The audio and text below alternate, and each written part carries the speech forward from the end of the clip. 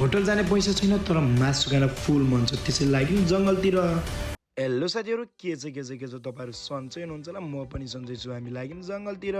जङ्गल पुगिसकेपछि साथीहरू चाहिँ दाउरा ल्याउन जङ्गल पसेँ। म चाहिँ अर्ग्यानिक सिल रेडी गर्दै थिएँ। आज कस्तो हुन्छ हेर्नु होला साथीहरू।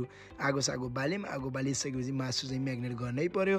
मासु मजाले साथीहरू राखेर मैले चाहिँ मासु घोल्नतिर लागेँ। मासु मजाले घोलिसकेपछि 2-3 मिनट मासुलाई होलमा राखेँ। अनि मासु उनिसकेपछि म चाहिँ लागेँ मासु पोल्न।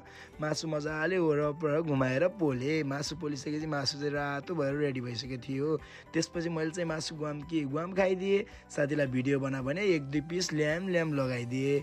त्यसपछि हामी चाहिँ मासु पोल्न लाग्यौँ। मासु पोलिसकेपछि तपाईँ हेर्नुहोस्, यस्तो मिठो मासु त तपाईँले पाएको भए गुवाम खानुहुन्थ्यो होला। अनि हामी लाग्यौँ रेड बुल पड्काएर गुवाम खान। मासु खाँदै रेड बुल खाँदै। अनि त्यसपछि म चाहिँ भिडियो बनाउँदै थिएँ। मेरो साथीले त गुवाम खाइदिएछ भिडियो बनाउँदै। अनि मासु खाएर घरतिर लाग्नै पर्यो।